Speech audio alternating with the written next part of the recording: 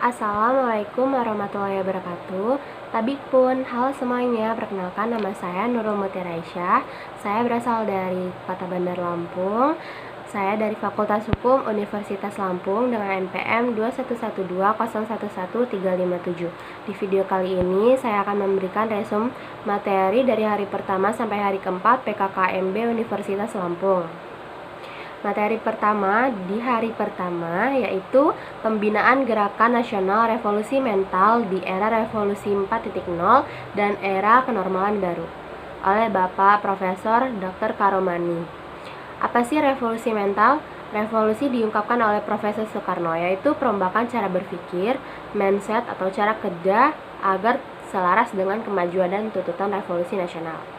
Perkembangan revolusi industri berawal dari industri 1.0 yaitu penggunaan mesin uap pada tahun 1750 sampai 1850. Industri 2.0 yaitu penggunaan mesin produksi massal, adanya perubahan signifikan tenaga listrik dan BBM dengan munculnya pesawat telepon, mobil dan pesawat terbang. Yang industri 3.0 yaitu teknologi informasi dan mesin otomatis. Yang dimaksud waktu dan ruang tidak lagi berjarak, di mana revolusi keduanya dengan hadirnya mobil membuat waktu dan jarak makin dekat. Dan yang terakhir adalah industri 4.0. Pada tahun 2011 kita diperkenalkan oleh mesin yang terintegrasi oleh jaringan internet. Adanya sejarah tidak mencatat bahwa revolusi industri ukuran besar perusahaan tidak menjadi jaminan, namun kelincahan perusahaan menjadi kunci keberhasilan prestasi dengan cepat. Secara sederhana, Industri 5.0 dapat diartikan sebagai konsep masyarakat berpusat pada manusia dan berbasis teknologi. Tantangan nasional. Yang pertama ada demokrasi dan transformasi sosial, yaitu masyarakat kemakan hoaks. Bagaimana cara agar kita terhindar dari berita hoaks itu? Yang pertama, saring sebelum sharing, yaitu betul-betul dibuktikan. Yang kedua ada kesenjangan, kemiskinan, dan pemenuhan kesehatan. Yang ketiga, bahan baku industri masih banyak impor. Yang keempat, bahan baku obat-obatan 90% masih impor. Yang kelima, industri manufaktur tergantung lisensi asing, tidak menjadi tuan di Indonesia. Yang terakhir, ketersediaan infrastruktur. Skill yang dibutuhkan pada era kenormalan baru. Yang pertama, komunikasi yang baik. Yang kedua, berpikir kritis, no hoax. Yang ketiga, berpikir kreatif. Keempat, skill kepemimpinan yang baik. Kelima, mampu bekerja sama. Keenam, kecerdasan emosional.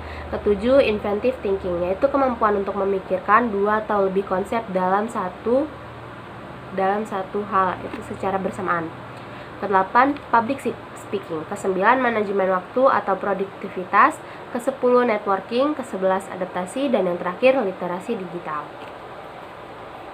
Kita lanjut ke materi kedua, yaitu bela negara oleh Brigjen TNI Jube Levianto. Ada 3 pokok yang harus dibahas di bela negara ini. Yang pertama, apa yang harus dibela. Kedua, mengapa harus dibela. Dan yang terakhir, siapa yang membela. Apa yang harus dibela? Kedaulatan negara, keutuhan wilayah, keselamatan bangsa. Mengapa harus dibela? Yaitu layaknya manusia, negara sebelum merdeka, dan mengisi kemerdekaan tentu banyak tantangan dan ancaman yang kita hadapi. Dan terakhir, siapa yang membela kita sebagai warga negara? Bela negara bukan wajib militer, melainkan hak dan kewajiban setiap warga negara. Ancaman terhadap pertahanan negara. Yang pertama ada ancaman militer, ancaman non-militer, ancaman hibrida, radikalisme, wabah penyakit, ancaman potensial. Dinamika perjuangan Republik Indonesia yang diawali dengan Budi Sutomo, Sumpah Pemuda Kemerdekaan Republik Indonesia, UUD 1945, Agresi Militer 1, Agresi Militer 2, Sidang Umum, KMB, Asian Games, G30 SPKI, Reformasi, Ambon, Timur Lepas, Sampit, Sipandan, Ligitan Lepas, Dom Aceh, narkoba, terorisme, radikalisme, korupsi, Papua, dan COVID-19. Zaman sekarang ada namanya perang modern, salah satunya proxy war. Apa itu proxy war? Yaitu peperangan menggunakan pihak ketiga. Negara berkuasa memperdaya negara lemah, menghindari konfrontasi langsung. Metodenya dengan mencuci otak. Dan nada lain seperti separatis, teroris, dan impolexosbud.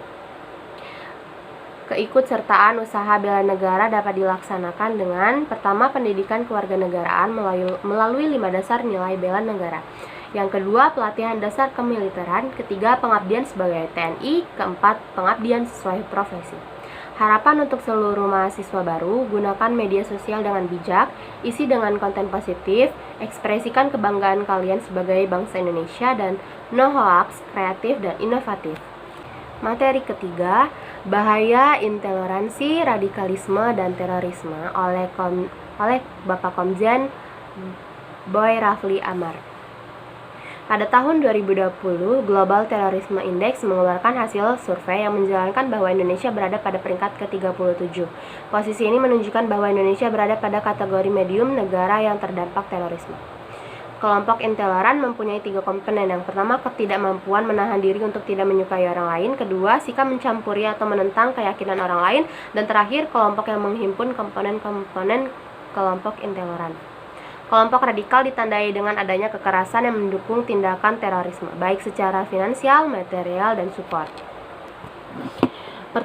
Pentahapan radikalisasi dimulai dari keberadaan kelompok-kelompok kecil yang tidak terafiliasi dengan kelompok teror, namun membangun keterikatan ideologi hingga kemudian menumbuhkan fase radikalisme dan mengklarifikasi kegiatan-kegiatan menjadi katalisator bagi individu-individu untuk bergabung ke dalam kelompok teror. Kelompok-kelompok kecil ini berperan di sisi hulu yang akhirnya bermuara pada kelompok teror di hilir. Dilaksanakan melalui beberapa tahapan, diantaranya adalah framing, mobilizing, dan decision making. Kebijakan dan strategi. Kebijakannya adalah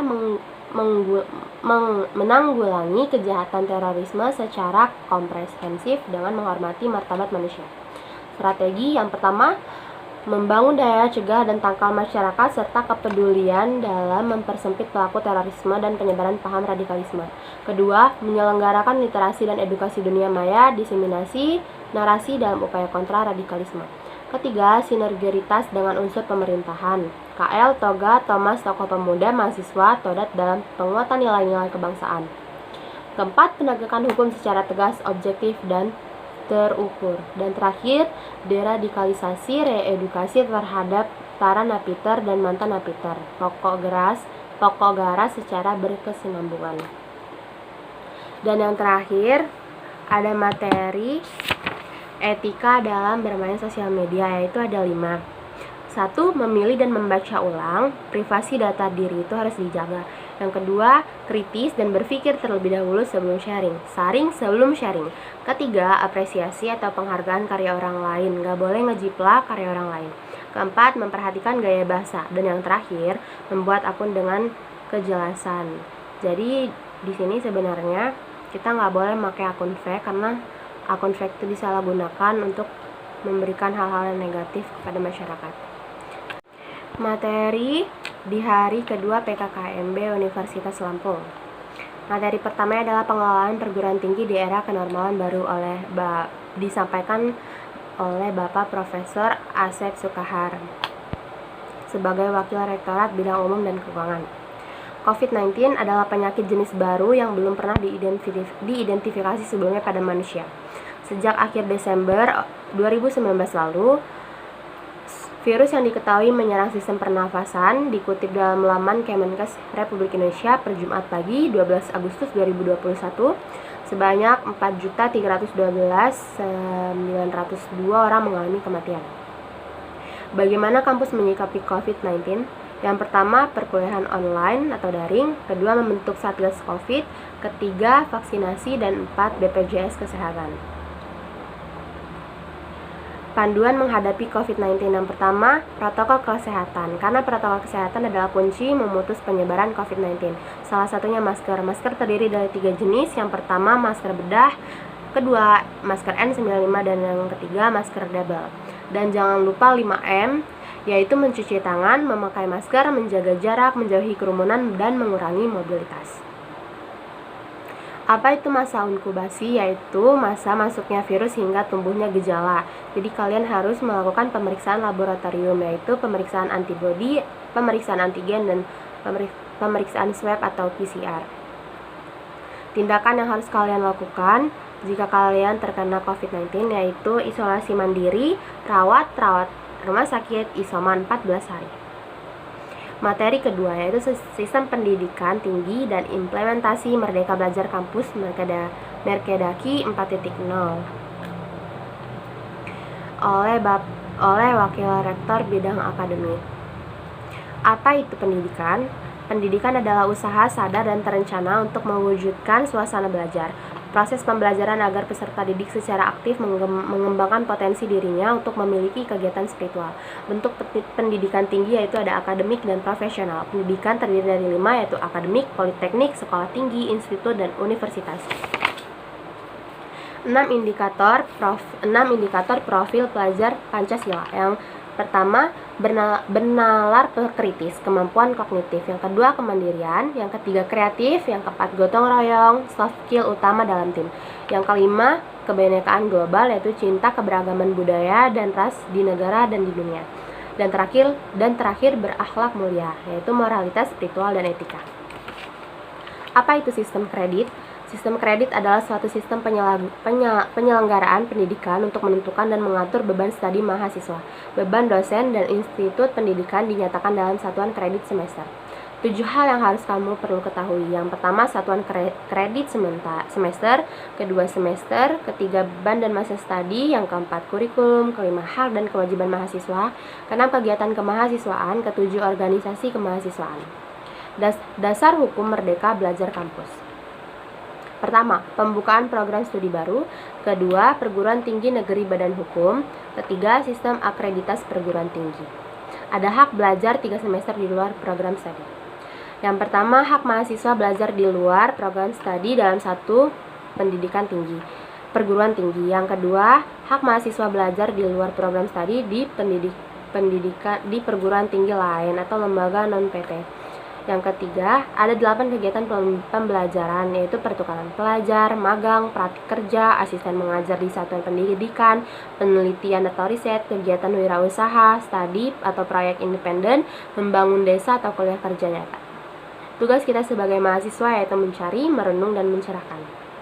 Dan yang ketiga adalah materi etika dan norma kehidupan kampus oleh Bapak Profesor Dr. Yulianto sebagai Wakil Rektor Bidang Kemahasiswaan dan Alumni.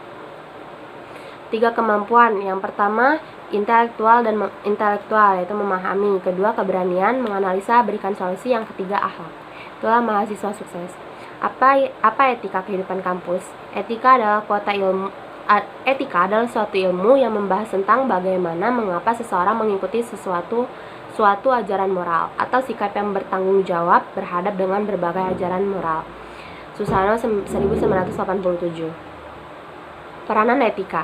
1. Dapat mengemukakan penilaian tentang perilaku manusia. 2. Menjadi alat kontrol atau rambu-rambu bagi seseorang.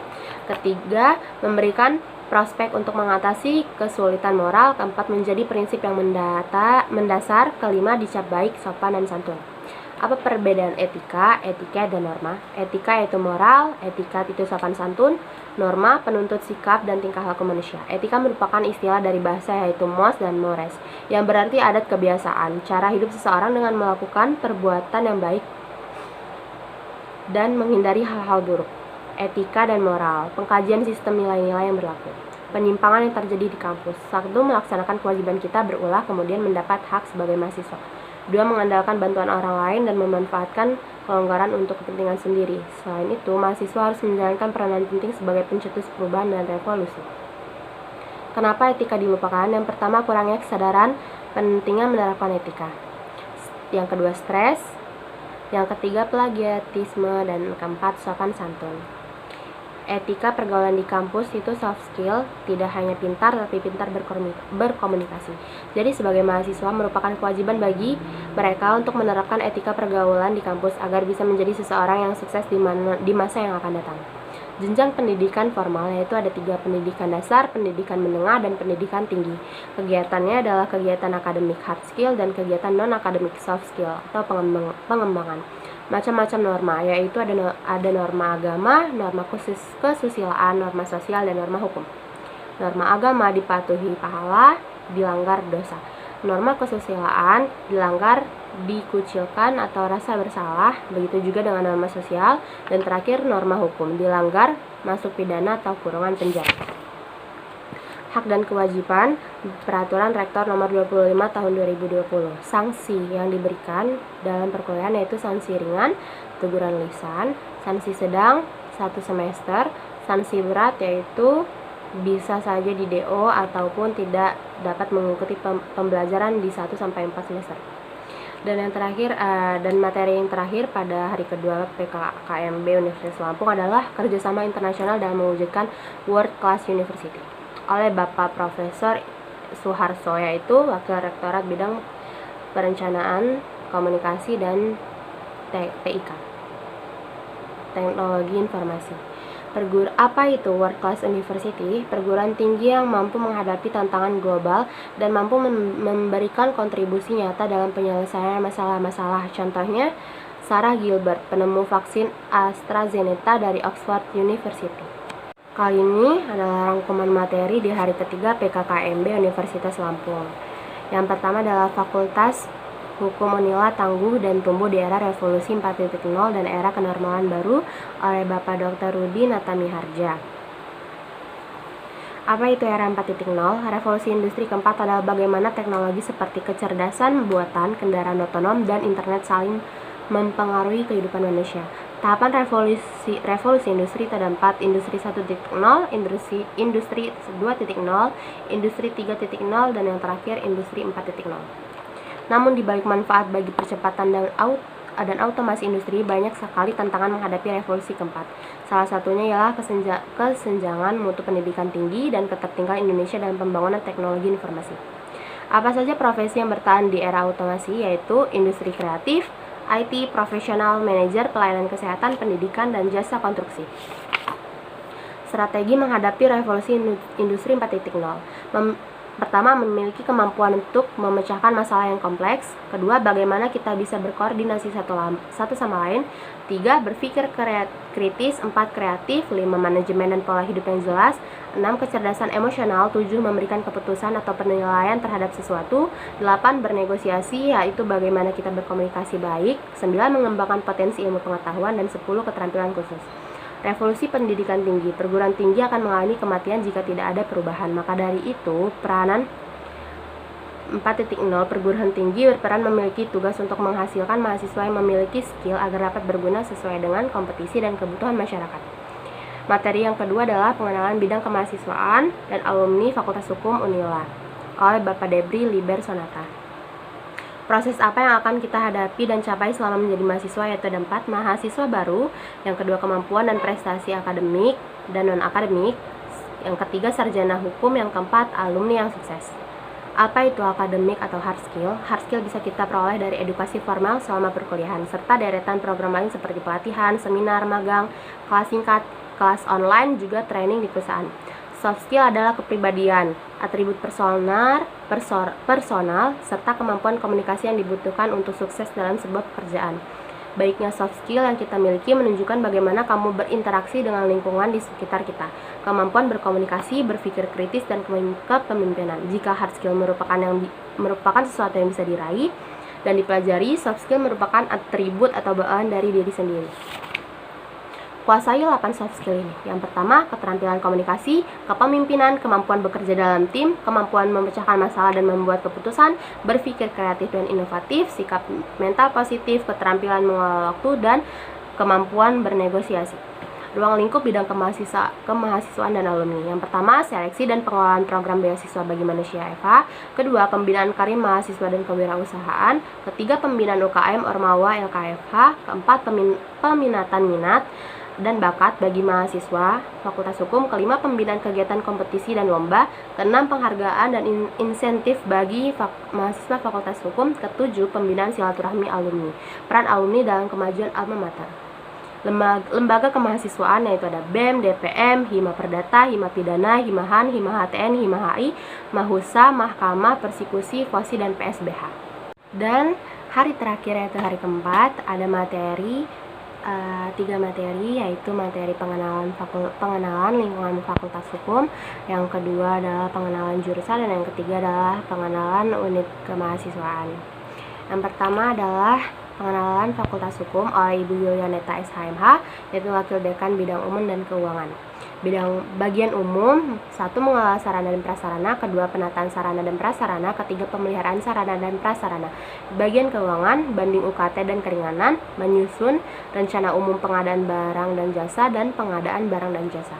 Sarana dan prasarana, Fakultas Hukum memiliki 7 gedung, antara lain Gedung A, Gedung B, Gedung C, Gedung D, dan Gedung E. Gedung F dan gedung alumni yang terdiri dari lantai 1 kantin, lantai 2 ruang sidang, dan lantai 3 ruang UKM.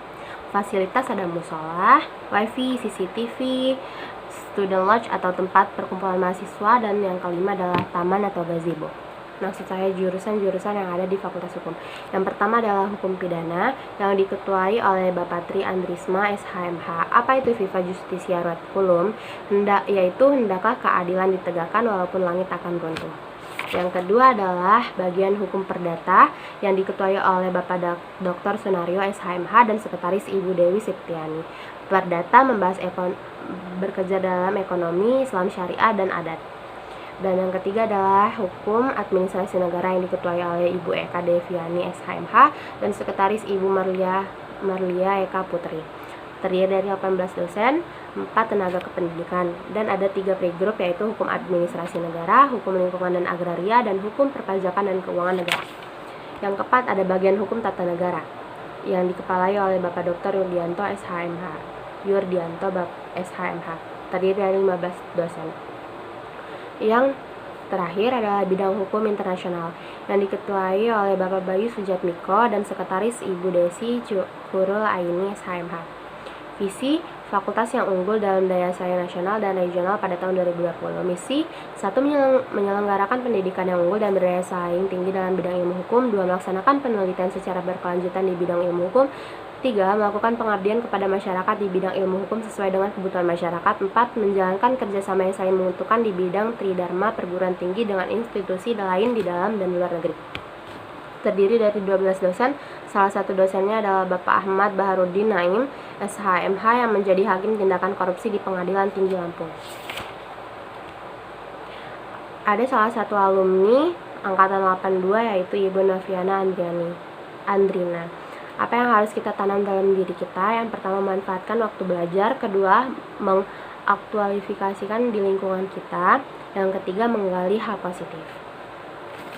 Dan yang terakhir ada pengenalan kegiatan mahasiswa, yaitu ada BEM, DPM, Himpunan Mahasiswa, Hima Perdata, Hima Pidana, Himahan, Hima HTN, Hima HI, dan unit kegiatan mahasiswa, Mahusa, Mahkamah, Mahasiswa, Pengkajian Masalah Hukum, Persekusi, FOSI, dan PSBH. Yakinkan dengan iman, usahakan dengan ilmu, sampaikan dengan amal. Sekian video resume dari materi Day 1, 2, 3, and 4 di PKKMB Universitas Lampung. Pesan dan kesannya, saya sangat menyukai PKKMB Universitas Lampung ini. Walau secara online saya mendapatkan teman banyak, begitu juga terima kasih kepada kakak-kakak pembimbing yang telah memberikan kami arahan dan selalu ada untuk kami saat kami menanyakan. Terima kasih. Wassalamualaikum warahmatullahi wabarakatuh.